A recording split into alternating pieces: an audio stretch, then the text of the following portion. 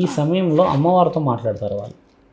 ఈ బిడ్డ బయటికి క్షేమంగా వెళ్ళాలి అని అంటే మీరు సరెండర్ కావాలి, నాకు కొన్ని శక్తులను నాకు ఇవ్వాలి, నాకు కొన్ని శక్తులతో పాటు నాకు కొన్ని పనులు ఉన్నాయి మీరు చేసి పెట్టాలి అని చెప్తే అమ్మకి ముఖ్యమైన వాళ్ళు ఎవరు? నీవు, నీ శరీరం. కాబట్టి అమ్మ అంతలో అమ్మనే ఆ కాళ్ళు, ఈ చేతులు, ఈ మెడ ఇవన్నీ కట్టేసుకుంటుంది. ఆమెనే సరెండర్ దాన్ని కట్టగలుగుతాడు వాడు. ఆడ కట్టిండు కదా అక్కడ.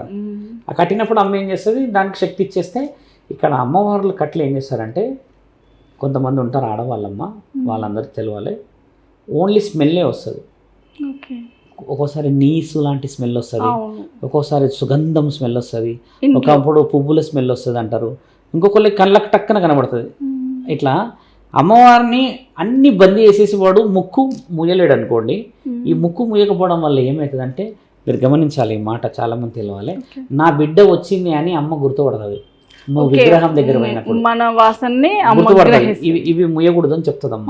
కనీసం నా పిల్లలు నా దగ్గరకు వచ్చినట్టుగా నేను కళ్ళు మూసుకొని నా కాళ్ళు నా చేతులు బందీ చేసినా ఇలా పీల్చినప్పుడు కనీసం నా పిల్లలు వచ్చిరని తెలుసుకోవాలనేది ఉంటుంది ఒక వర్షన్. ఇది ఎవరు జరుగుతుంది?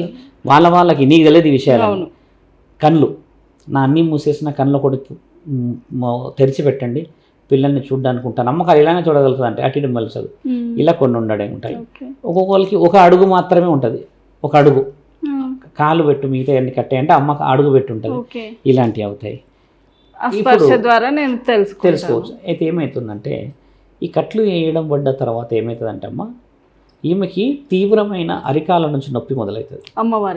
అమ్మవారికి నొప్పి మొదలైంది నీకు తెలియదు, నీకు మొదలవుతాయి. అమ్మవారికి నొప్పి విగ్రహంలో ఉన్నవికి ఏం నొప్పులు వస్తాయి? రావు. నీ శరీరం నీ గురించి బందీ అయినప్పుడు నీవు ఒక కారణ జన్మరాలు అయితేనే అమ్మ బందీ కాబడ్డది ఆడ.